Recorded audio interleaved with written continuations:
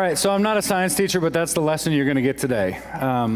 I believe that the human trafficking field is filled with hyperbole, and hyperbole does two things. It scares you, and it freezes you.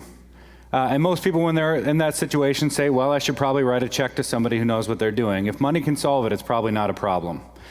It's about your activity, right? Engaging the problem. So I believe that practicality is the way to solve this problem. I'm a little bit too practical. My wife and I have 4 kids. You can ask any one of them. Practicality is solid. Empathy, not so much. My children here suck it up more than any other children in the world, which is only a little bit ironic compared to what we're going to talk about for a few minutes here. We're going to talk about the brain today. As you heard some of the different comments about psychology, those actually have hardwiring issues going on in your brain. And we're going to talk about the brain as it relates to victims of trafficking and how their brains are actually hardwired to pursue more trauma. I'm going to talk about just a few different structures in the brain. One of the things that you won't find in the brain is bootstraps, because your brain is not made with bootstraps, so you cannot, as a victim, pull yourself up by them, okay? So let's start with this. Let's start with the hippocampus. The hippocampus is responsible for short-term memory. Anybody ever worked with someone who was assaulted before and they couldn't quite put things together for you? Okay? The hippocampus is necessary to make those short-term memories. So that's the first structure I want to talk about. The second structure is the amygdala. The amygdala up there is the one that looks like a finger. Okay? The amygdala is responsible for your fight, flight, and freeze.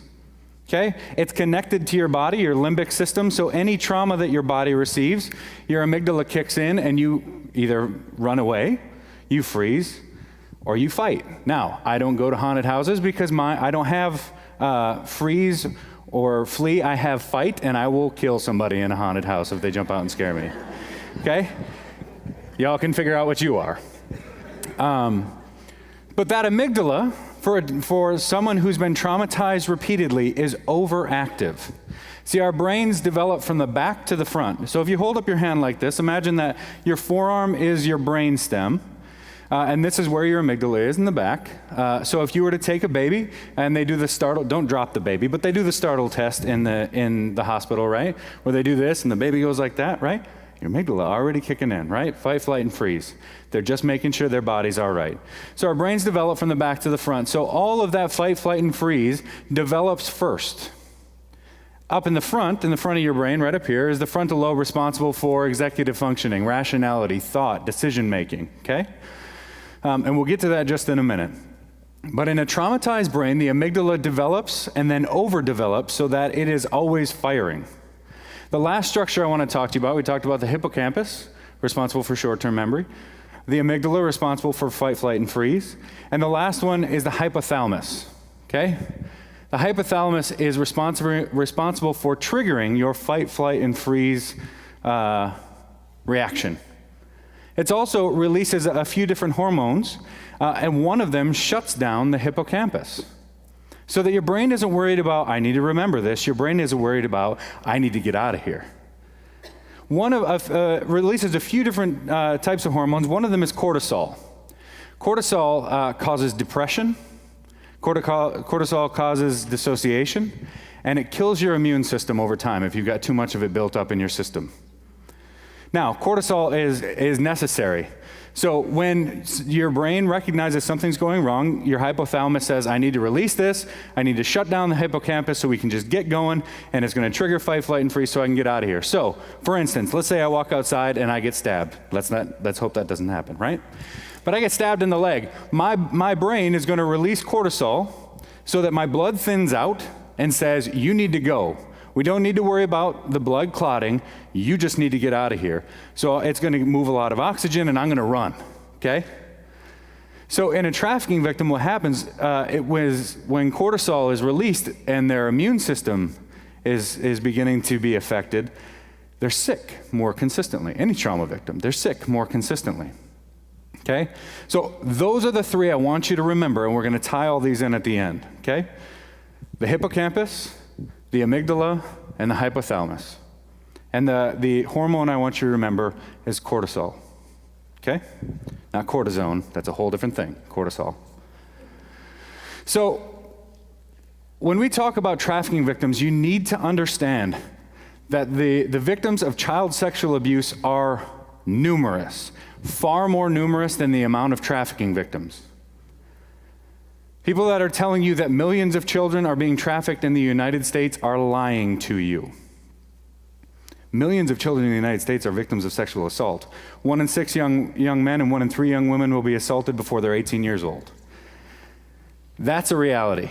So we've got all these kids that are victims of child sexual abuse, and as they go through their life, the majority of them, at some point that stops, and it leaves lasting ramifications. Their brains begin to develop a certain way. But when we start to talk about running away from home, Leslie talked earlier about she ran away from home when she was 15. The number one entryway into commercial sex in America is being a runaway or homeless youth. So as we start to add different types of trauma, as we start to add poverty, the likelihood that someone will be approached or exploited gets higher and higher. So what I want to tell you is that the majority of people who are trafficking victims were victims of child sexual abuse first. They have also, the majority of them come from a background of poverty. Now, if we were to watch 2020 or 60 Minutes, which is just old people MTV, if you were to watch those, the story that you're going to see over and over is a white girl from the burbs that was lured off of Facebook by some pimp and trafficked. And that happens about 25-30% of the time. The majority of trafficking victims are children of poverty and children of color. We don't tell that story enough, but that's the reality. So as we're looking at this population, I want you to understand that we talk about trafficking victims having PTSD, post-traumatic stress disorder, right? That's true in some cases, but what is more true is that they don't have PTSD, they have CPTSD, complex PTSD.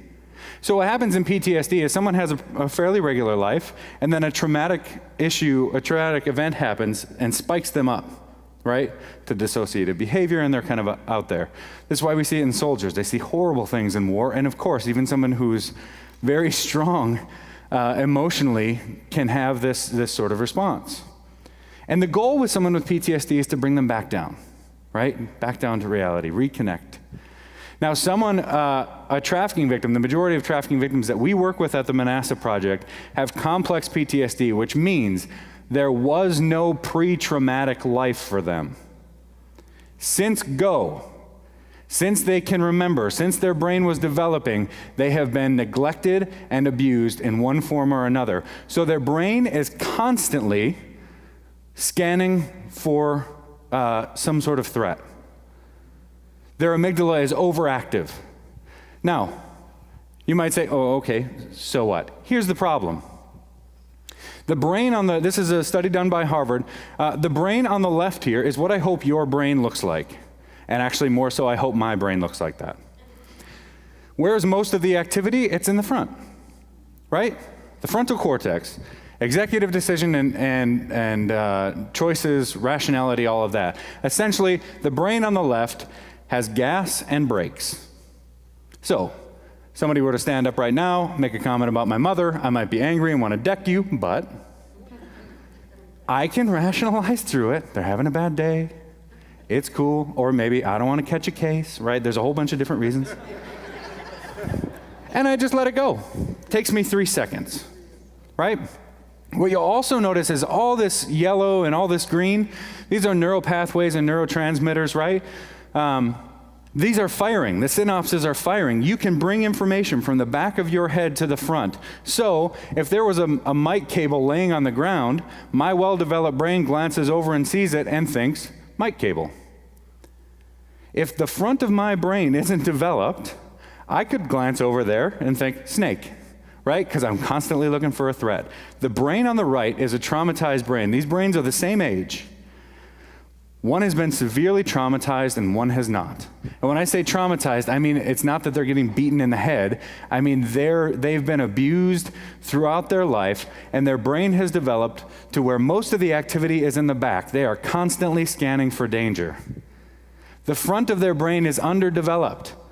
So when they're triggered, when they sense a threat, when they go into fight, flight, and freeze, there ain't no coming back for a while. I can get ticked off and get really angry for like 2-3 minutes. After that, I'm like, all right. And I bring myself back down. I have that ability.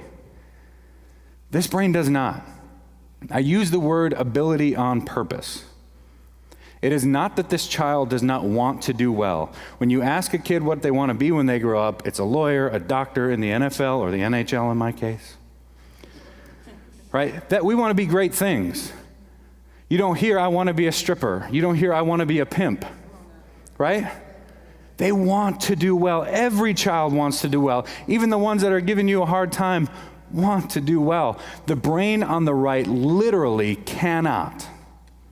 It is as if they have a fire alarm strapped to the back of their head that's going off all the time. So let me give you this example. If I were to put headphones on each one of you and pick a music that you hate, and I put it on in those headphones and turn it up all the way to 10 or 11 if we're watching Spinal Tap, and I just let that ring in your ears all day long, and I said, just go to work.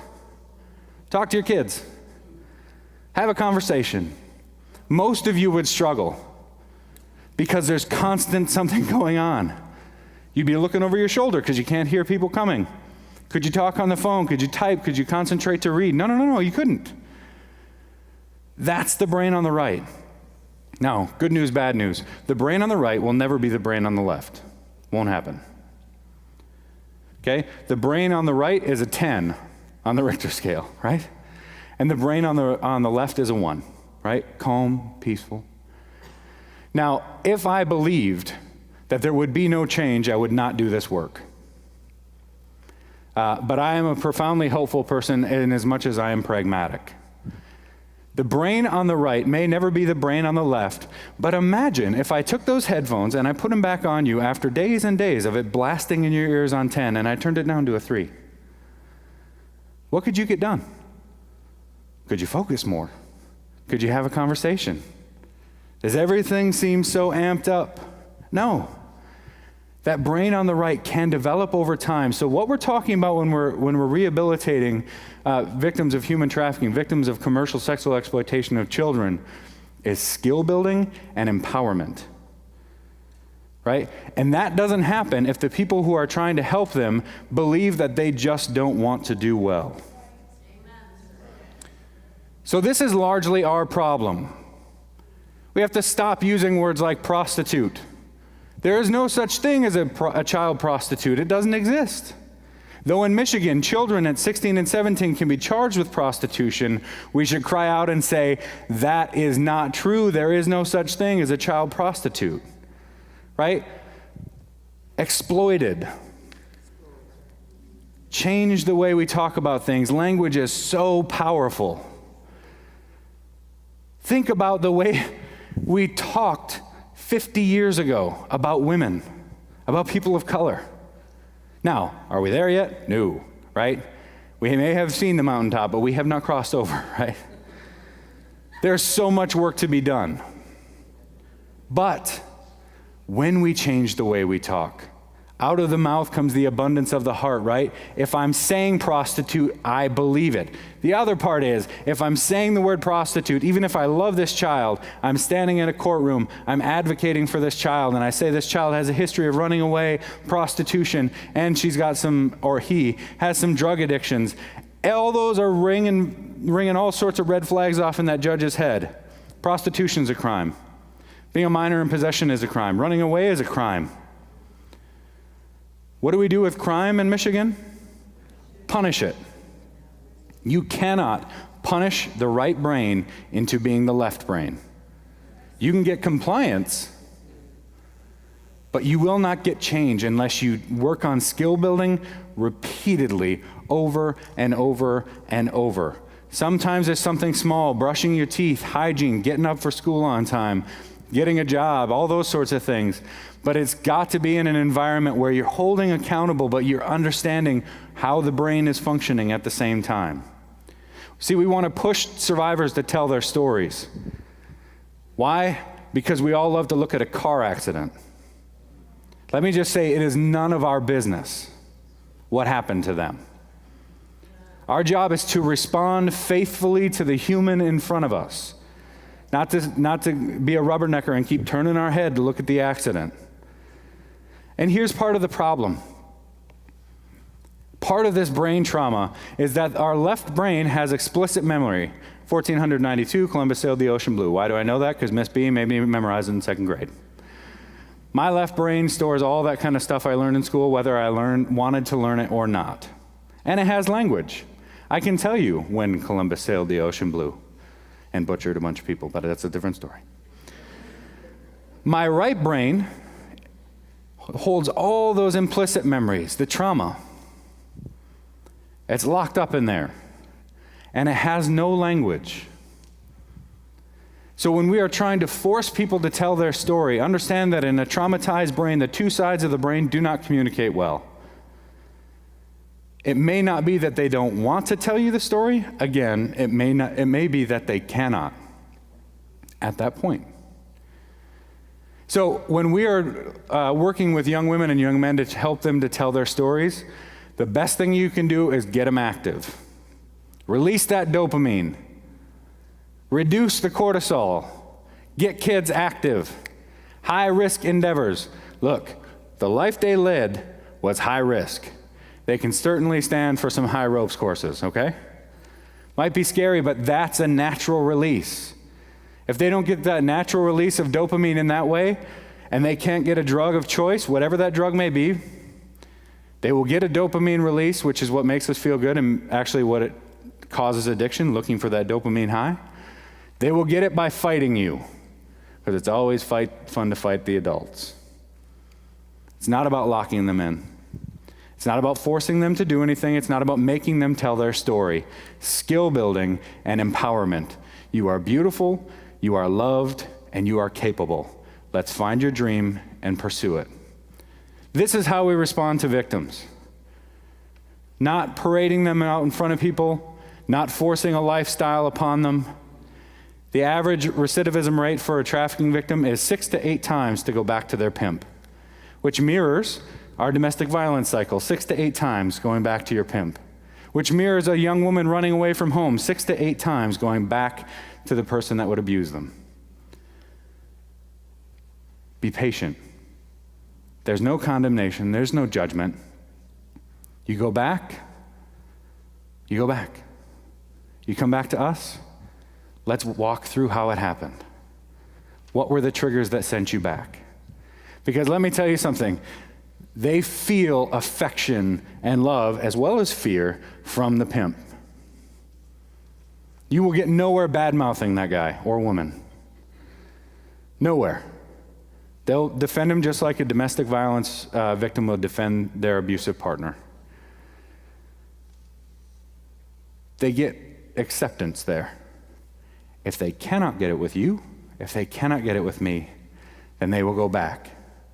If they don't have the skill set to survive, they will go back to what they know, because child sexual abuse becomes on-the-job training. If you have no other skills but you know your value is sexual, you go back to what you know. So as you're thinking about how you engage victims, you have to do it holistically. You have to understand that, yes, the brain will develop, but it is going to take time, and it is going to frustrate you to no end. Understand, you are just as frustrated as they are. In fact, probably less, because they also, in addition to have to dealing with their own trauma, they got to deal with you. And me.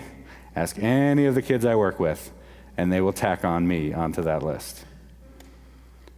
Empathy, repetition, skill building, empowerment. You need to be involved in that.